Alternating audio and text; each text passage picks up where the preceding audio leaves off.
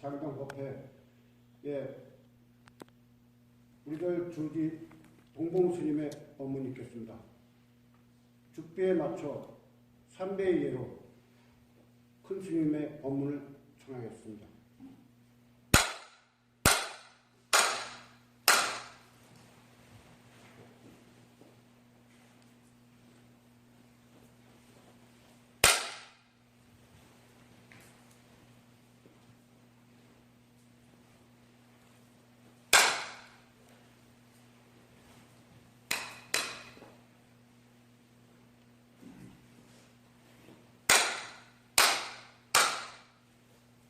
자리에 앉아 주십시오. 입장 있겠습니다.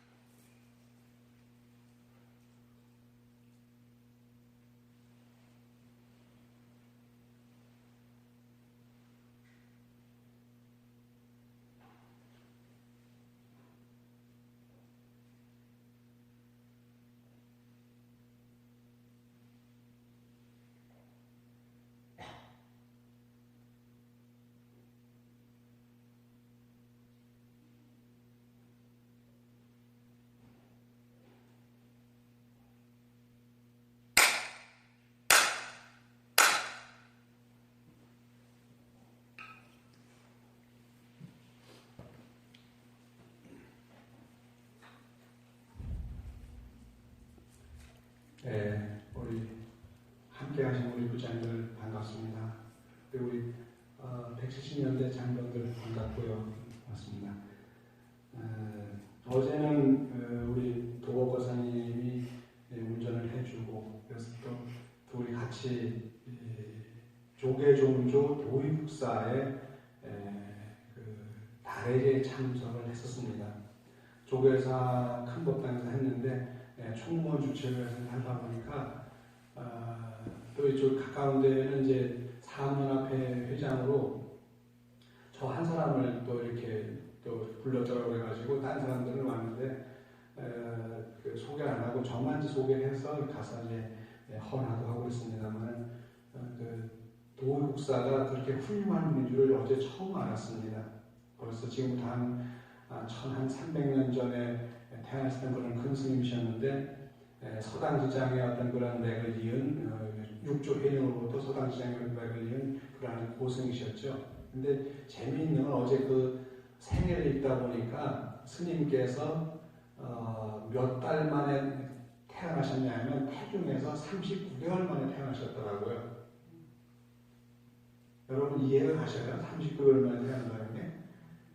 제가 봤을 때는 부처님도 현우경에 보면 현우경이라고 해서 우리나라에서 제가 최초로 82년도에 제가 최초로 번역을 했습니다. 그러니까 저보다 앞서서 번역을 한 사람이 없고 저 뒤로다가 현우경을 쏟는 사람이 있습니다만 저보다 더 앞서서 번역한 사람도 제가 82년도에 그러니까 벌써 35년 전이죠. 그때 제가 현우경을 번역을 했는데 그 현우경에 보게 되면은 부처님이 20개월 만에 태어나신 걸로 되어 있습니다.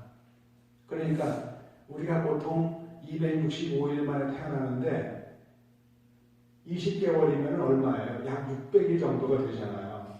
그러면 보통 우리가 일반적으로 태어나는 것에 비해서 11개월 정도가 빠릅니다. 약 11개월 정도가 더 태내에서 더 머물다 나오고 싶다 보니까 우리가 만 20개월 정도 되면 어떨까요? 태어난 지 그러니까 뭐 한 10달 정도 지나고 나면은 걸음을 아작아작 걷잖아요. 그러니까 아마 서가모니 부처님도 20개월 만에 태어나다 보니까 이미 태어나자마자 바로 이렇게 사방칠으로 걸으셨는가 봐요. 그런데 도의국사 어제 그걸 보다 보니까 도의국사 그 생애에 보니까 39개월 만에 태어나신 걸로 되어 있어요. 그래서 이게 정말 이게 맞는 말이야. 부처님보다 더 오랫동안 계시다가 나오셨네. 39개월 정도 되면 9개월 정도를 우리가 이렇게 태내에 머물다가 나와서 30개월을 살면은 막 뛰어다닐 거예요, 아이들이. 그러니까 아마 이 도의국사도 상당히 태어나자마자 그 사방칠을 걷지 않았을까 생각을 했는데 어쨌든 그러한 그 생애와 생애가 기록이 돼 있더라고요. 그런 걸 보면서 또 하나 어떤 새로운 그 어떤 이 신화를 읽는 그런 느낌을 갖게 됐습니다. 그리고 나서 그 이후에 장소를 옮겨서 동국대학교 이제 마해관에서 4차 산업과 불교라고 해가지고 이제 어제 세 번째 워크숍이 있었습니다. 한국불교에서 주최를 해가지고 하는데 세 번째 워크숍에 이제 가서 오후 2시부터 우리 거사님과 가서 5시까지 있다가 왔는데 어제가 뭐냐면 로봇의 현황과 미래입니다. 로봇의 현황과 미래에 대해서 이제 그 강의를 했는데 73년생이라고 하는 그 젊은 학자인데 강의를 너무너무 잘하는 거예요. 지난 3월 달에 갔을 때는 그 강사가 너무 강의를 못해요. 카이스트 교수인데 너무 강의를 못해가지고 여기 왜 왔나 싶은 생각이 들었는데 어제 그 젊은 강사 강의를 하는데 75년이니까 엄청 젊잖아요. 저보다도 73년생이니까 저보다 20살 젊었는데 너무너무 강의 잘하면서 야 오늘 강의 좀 잘했나 싶더라고요. 근데 그 강의하는 가운데에서 뭐가 있냐면은 앞으로 로봇이 우리의 삶을 이렇게 지배한다기보다는 우리의 삶을 이렇게 도와주고 있는데 그 도와주는 그 서포트 해주는 이 로봇이 만약에 주인 행세를 하게 되면은 오히려 주인을 억누르고 그들이 주인이 될 수가 있다는 얘기죠. 그랬을 때 그들에게 주어지는 어떤 우리가 뭐가 필요하냐면 그들에게는 한치 뭐가 필요하냐면 그 법칙이 필요한 거예요. 법률이 필요한 거예요. 너희들이 함부로 너희들을 만든 인간을 함부로 하면 안 되라고 어떤 그런 법률이 필요할 거 아니에요. 조목이. 근데 그런 것도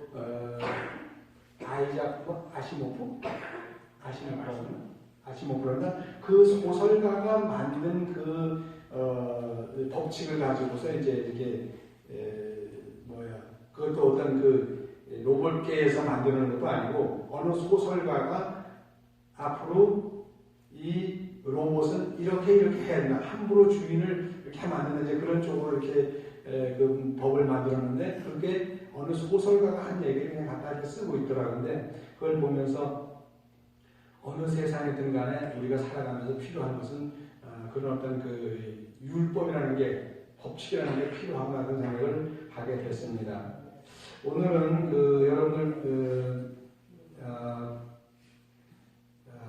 우불회라든가 우불의 밴드라든가 아니면 그 카페가 있습니다. 무단마을 카페가 있는데 카페에 들어가시면 오늘 아침에 올리는 걸 같이 한번 읽으면서 보겠습니다. 우리 장병들은 그거 없죠? 그냥 듣기만 해요. 괜찮죠? 당연히 우리 장병들은 이게 없죠. 우불에 카페도 없고 무단마을 카페도 없고 우불에도 밴드도 없으니까 오늘이 866차인데 이제 866차니까 앞으로 134차가 더 지나가면 기포에서 병지가 1000회를 맞게 됩니다. 1000회. 그럼 거의 만 3년 가깝죠? 그래서 만 3년째 되는 1000회째는 이때가 아마 10월 초쯤 될 것 같은데 그때는 오프라인에서 법회를 크게 한번 하려고 해요. 지금 이게 온라인상에서는 하지만 오프라인상에서 한번 큰 법회 한번 하려고 생각을 하고 있습니다. 866회니까 오늘이 앞으로 134회가 남았습니다. 천수경 강의 117 동봉 열애 10대 바람은 4입니다. 시방 3세 부처님과 미탈의 부처님께 가는 모사를 발언하신 10가지로 열거하며 영원토록 사막도를 벗어나기 원하고 어서 빨리 탐진치를 끊어내기 원하오며 언제든지 불법성에 이르기 원하옵고 부지런히 개정회를 닦아가기 원하오며 부처님을 항상 따라 배우기 원하옵고 오리심서 물러나지 아니하기 원하오며 안양국에 왕생함이 결정되기 원하옵고 아미타불 하루속히 친전하기 원하오며 분신으로 온갖 세계 두루하기 원하옵고 모든 중생 널리 제도하기 원이라서 10가지 원력을 세웠는데 이게 누구의 원력이냐면 바로 관세음보살님의 원력입니다. 지금까지 어떤 학자도 솔직히 어떤 스님들도 이게 그냥 열애 10대 발언문이니까 부처님이 세운 10가지 발언문 이렇게만 알고 있었거든요. 근데 제가 이 글을 언제 발견했냐면 1995년 12월 달에 이걸 발견했습니다. 10월 달이구나. 10월 달에 발견을 했는데 이 글을 쓰면서 아니야 이거는 열애 10대 관음문이 아니라 열애에게 향해서 관세음보살님이 열애에게 향해서 특히 어느 열애 아미타 부처님에게 향해서 세운 10가지 관음문이네. 그래가지고 제가 그때부터 이것은 관세음보살님의 관음문이다 이렇게 제가 바꿔놨습니다. 물론 원문을 바꿀 수는 없습니다. 경전을 함부로 바꾸는 게 아니기 때문에 그 내용을 바꿀 때는 주석을 따라서 바꿀 수는 있죠. 그래서 제가 여기다가 시방선세 부처님과 미타엘의 부처님께 관음보살을 발언하신 10가지 별명사 관세음보살님의 원문을 바꿔놨습니다. 왜냐하면 한불교 전설하고 동국대학교에서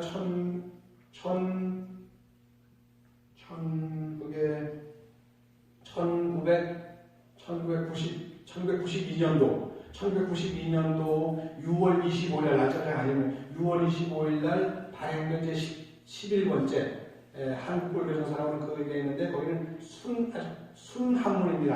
한글이 다 한자도 안 나옵니다. 근데 거기에 10원이 나오는데 이 10원에다가 굉장히 뒤에가 많이 연결되어 있어요. 굉장히 길어요. 그래서 그걸 보면서 이게 열애 10대 관음문이 관세음보살님의 관음문이라고 이제 알아가지고 제가 이렇게 바꿔놨습니다. 오늘 이제 뭐냐면 세 번째 원입니다. 원력의 본尊관세음보살이시여.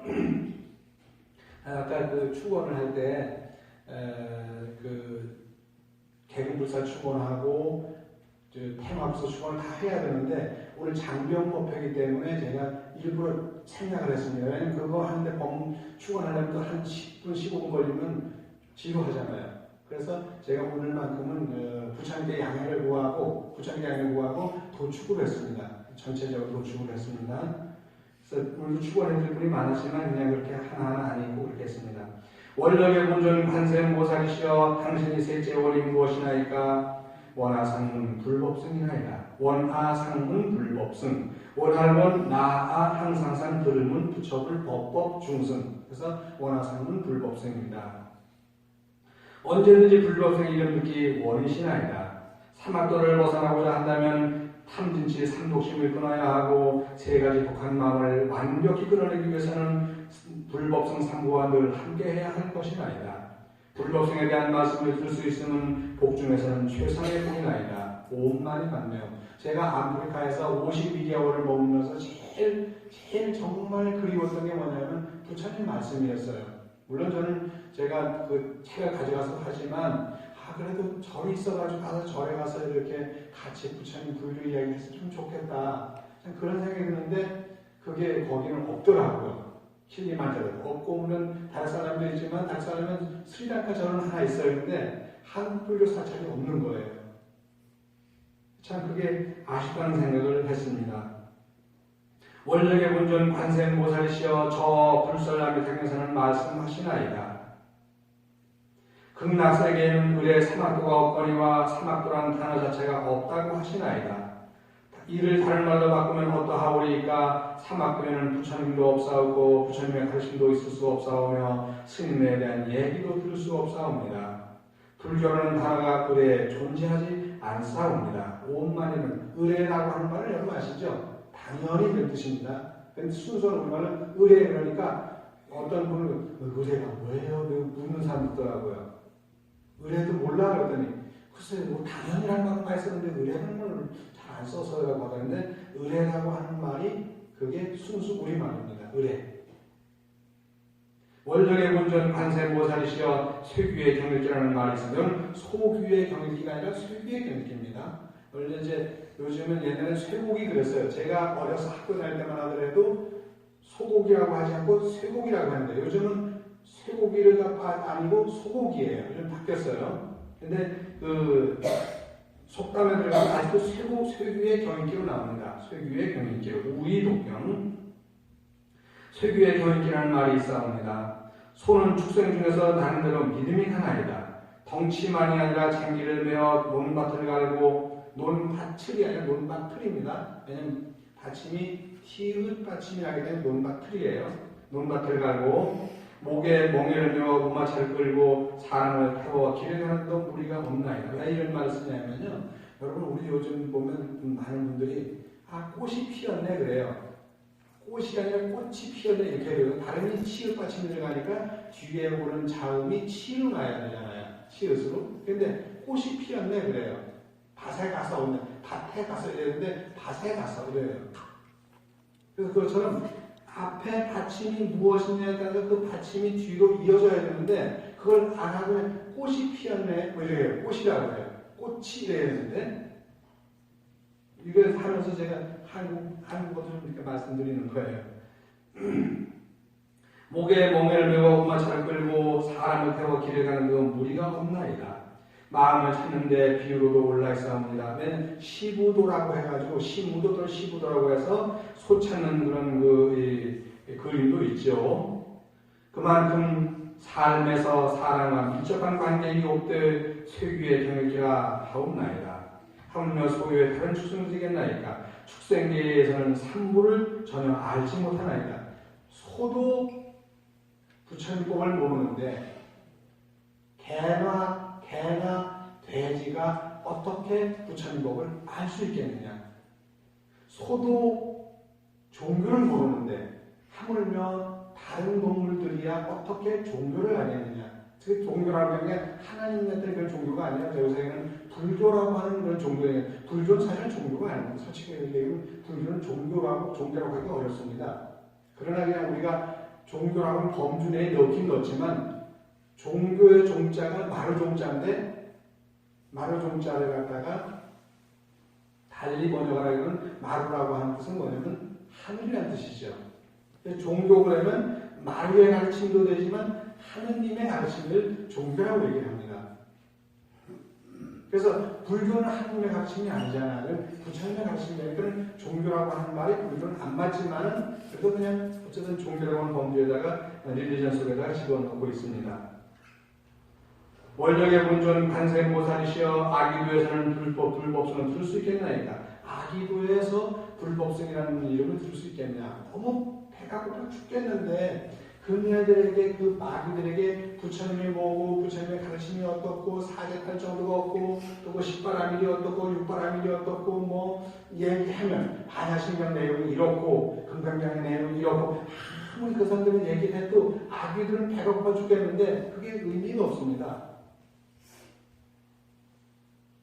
그러니까 종교도 배가 고프지 않게 해주고서 여러분 시장하죠? 우리 장관도 시장하지 않아요? 그래서 조금만 참아요.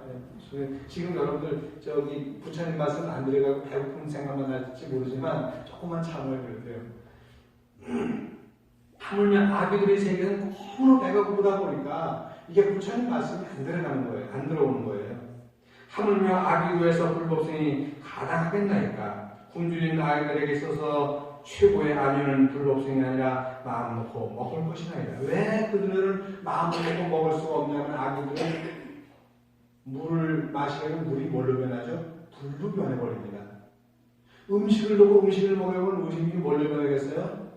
쇠붙이로 변해버립니다. 그러니까 아무리 아름다운 백미를 놓고서 그 백미를 지은 맛있는 쌀밥을 넣어도 그게 뭐로 아기들에게 변하냐면 모래알로 변하는 거예요. 물은 불로 변하고 밥알은 모래알로 변하고 나물 종류는 나물을 철사나 쇠붙이로 변하고 먹을 수가 없는 거예요. 우리 보면 기록에는 맨날 물이 불로 변한다는 말만 쓰고 있어서 다른 말 안 한다면 그 형체대로 다 변하는 거예요. 물은 불로 변하는데 쌀은 모래알로 변하고 나물 종류는 철사라든가 나물 형태니까 아니면 철근 같은 못이나 이런 걸 변해보니까 먹을 수가 없잖아요. 못 먹습니다. 그런데 마음먹고 먹을 수 있다고 하는 것이 아기들에게는 너무너무 소중하죠. 그런데 그 아기들이 마음먹고 먹을 수 있는 딱 한 가지밖에 없습니다. 그건 뭐냐면 스님네들이 공양을 하면서 베풀어준 아귀식만 먹습니다. 그 아귀식을 먹을 때 다리 공양을 할 때, 다리 때 공양을 할 때 아기를 위해서 밥을 이렇게 쭉 떠줘요. 떠놨다가 줘요. 그것만큼은 아기들이 그대로 먹습니다. 오직 스님네가 다리 공양을 하면서 떠났던, 옆에 떠났던 그 음식만 먹을 때 그대로 넘어가요. 다른 건 다 불로 변하고 모래로 변하고 철분으로 변해버리니까 먹을 수가 없는 거예요. 그래서 마음 놓고 먹을 수 있는 것이 중요하죠. 그렇다면 지옥은 어떠하나이까? 아기도에서도 불보수는 줄 수 없사온데 하물며 7개 중 가장 많이 지옥이에 나니까 너무너무 고통스러워서 먹을 수가 없어요. 너무 고통스러워서 먹을 수가 없는 거예요. 고통으로 말미암아 불법성이 있더라도 무슨 말이 귀에 들어오지 않을 것이나이다. 오만이 반매음. 뒤에다가 항상 오만이 반매음은 제가 집어넣습니다. 이제 이 10법은 10가지 원력은 다 크게 들어갈 겁니다. 원력의 본전 관생 모살이시여 그러하오면 과연 불법성이 무엇이나이까? 인류사에서 가장 완벽한 성자가 부처이시나이다. 인류사에서 가장 완벽한 분이 누구냐? 바로 부처님이라는 거예요. 예수님은 하나님의 아들입니다. 하늘의 아들이기 때문에 인류사에서 제일 거예요, 저는요. 우리가 봤을 때 어떻게 예수님이 하느님의 아들이냐? 분명히 인간 예수님이야. 근데 그들이 주장하는 것이 하느님의 아들이라고 하니까 우리가 그냥 그대로 믿어주는 거예요. 믿어줘서 그래 그분은 하느님 아들이니까 인간이 아니야 라고 해서 그냥 제쳐놓는 거예요. 예수님은 하느님의 양자이시니 양자가 이게 양자가 아니고 비유할 유자입니다. 비유할 유자인데 이 비유할 유자 어떻게 썼죠? 개견 옆에다가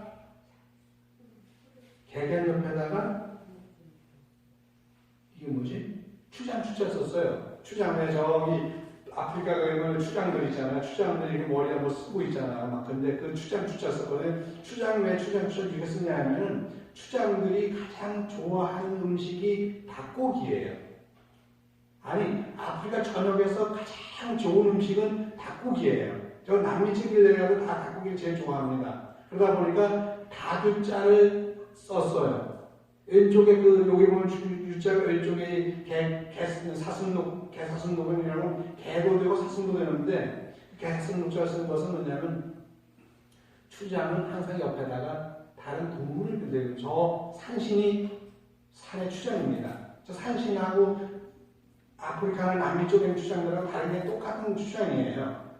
저 산에서는 산신이 추장이에요. 그러니까 항상 옆에다 누굴 두고 있죠? 누구? 호랑이를 두고 있습니다. 이 동물을 두고 있다면 그건 추장이라고 보면 됩니다. 그런데 여기서 양자라고 하는 것은 양자라고 하는 말을 유자라고 하는데 기독교에서는 유자설이 있습니다. 유자설을 혹시 들어보셨어요, 여러분들? 제가 이 얘기를 어느 목사님한테 해줬더니 아니 스님 우리도 모르는 어떻게 그런 걸 아세요? 그래요. 이 유자라고 하는 말은 하나님의 양자라는 뜻이에요. 하나님이 당신이 어떤 여인과 관계를 맺어서 당신이 낳은 아이들이 아니고 당신이 낳은 아들, 직접 낳은 생리학적으로 생물학적으로 낳은 아들이 아니고 양자를 받아들인 거예요. 그러니까 절대로 생물학적으로는 예수님이 하나님의 아들이 아닙니다. 생물학적으로는요. 유자예요. 유자는 양자이기 때문에 이거는 DNA가 하나님의 DNA가 단 1%, 0.001%도 안 섞여 있다는 얘기입니다. 양자니까. 그래서 그 처음에 이 유자설이 이 기독교계에 굉장히 대단했었는데 요 근래에 와가지고 이거를 차단시켜버렸어요. 그런 거거든요. 예수님은 하나님의 아들이다. 무슨 말이냐 이게. 그래가지고 기독 유자설이라고 하는 말 갖다가 없애버렸습니다. 아주 사전에서 없애버렸어요. 근데 저는 옛날 그 사전을 가지고 있기 때문에 지금도 이 기독교 유자설을 제가 알고 있거든요. 그래서 이 얘기했더니 목사님들이 깜짝 놀라고 그거 없어진 지 오래된 얘기를 어떻게 하세요? 그러더라고요. 저는 좀 다방면으로 많이 설명을 합니다. 하여간 뭐 자료는 글을 쓰다 보니까 많이 설명을 하는데 이 유자라고 하는 것은 양자의 뜻입니다. 예수님은 하나님의 양자이시니 아예 인류에서 제하도록 하겠나이다. 하오나 소아무리 부처님은 분명히 인간으로서 100,000,000,000 번을 경우더라도 답은 사람이 아니다. 부처님은 사람이에요. 기독교들 같은 겁니다. 니네 아무리 부처님 얘기하면 그 결국 사람이잖아.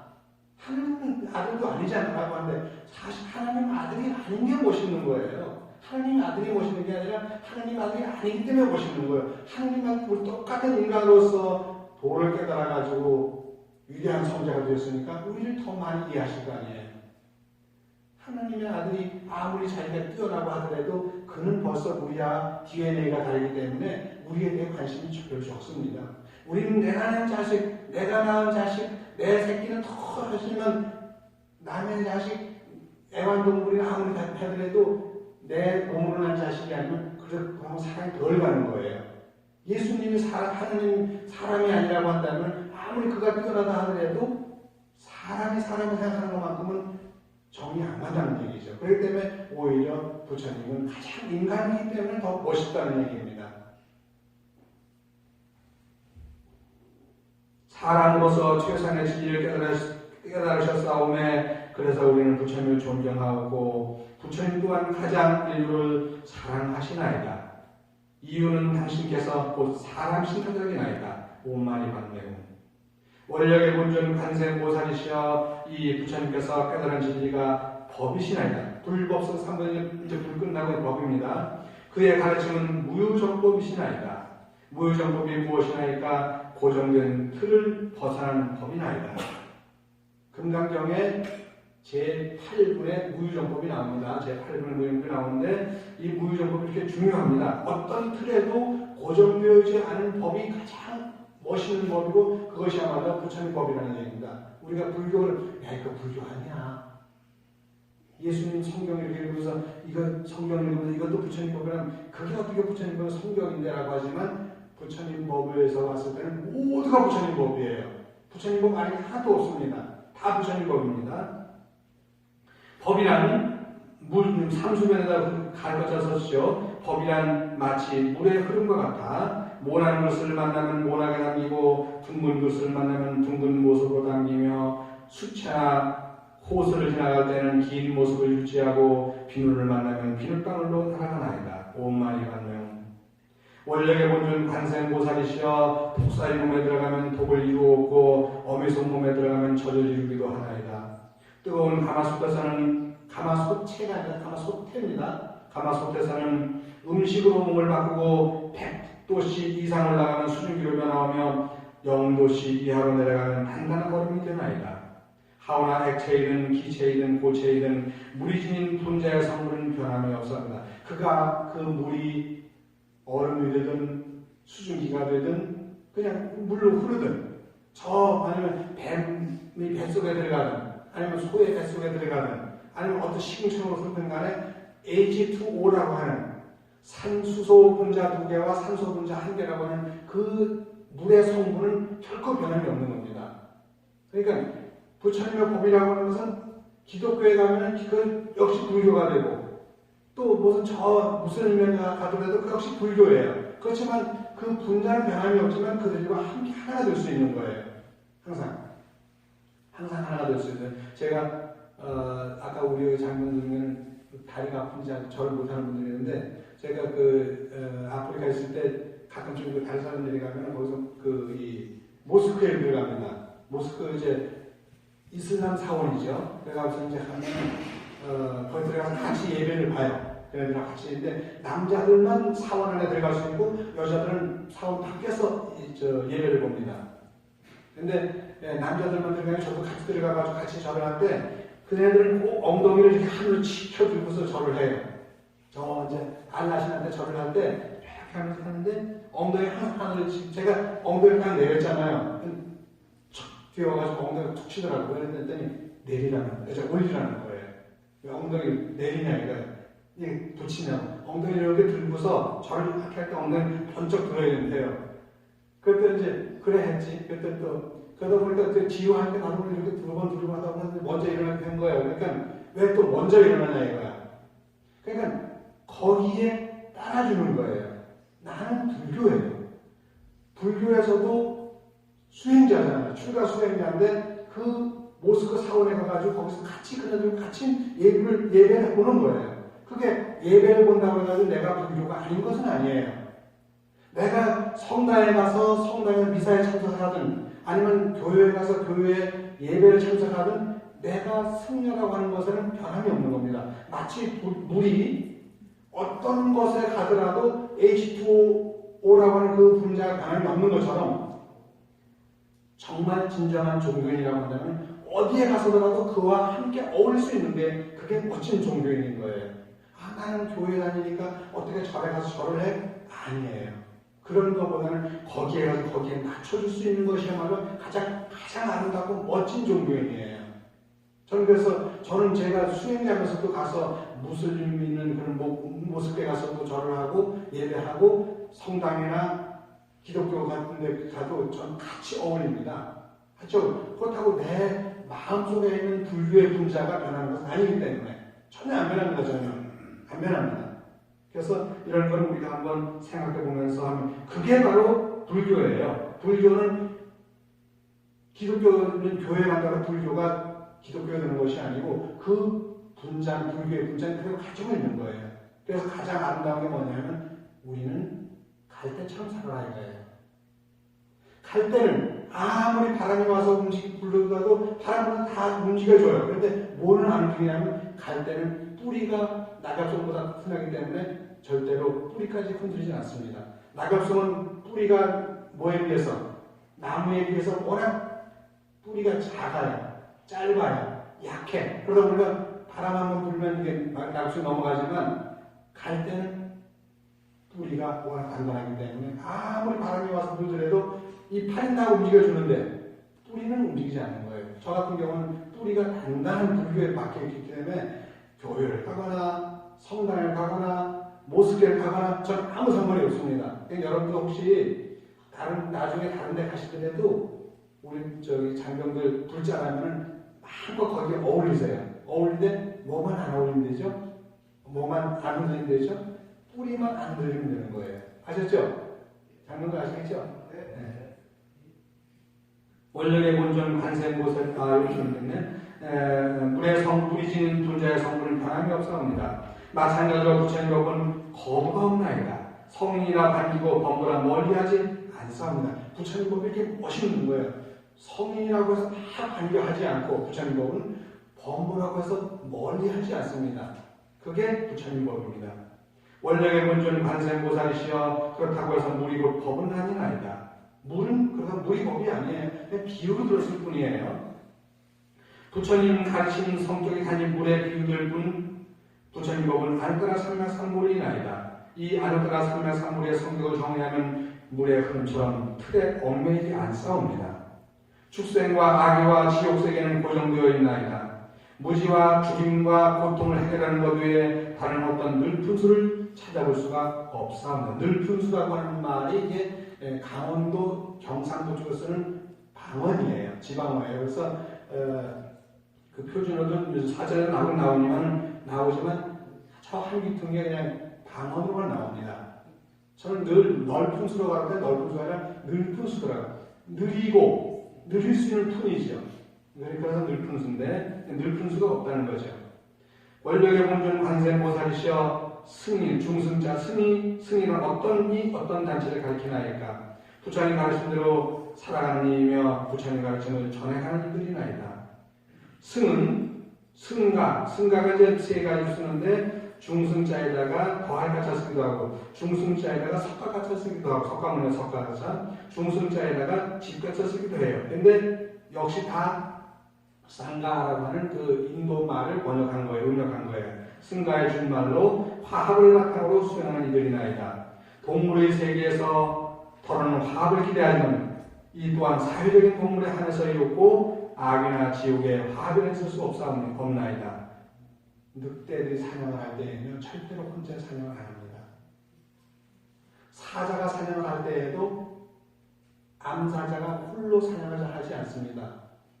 사회적인 동물이기 때문에 그 암사자가 혼자 사냥을 못합니다. 여럿이 협동을 합니다. 늑대, 사자, 하이에나도 동시로 이렇게 같이 합니다.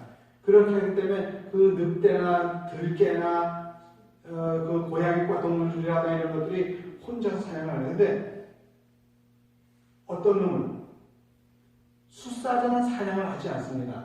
사실 세상에 제일 나쁜 놈이 숫사자인데 그러면 암사자들이 사냥을 하면 그때 쫓아와가지고 그걸 지가 먹는 거예요. 지가 먼저 먹어야만 다른 암사자들이 먹을 수 있어요.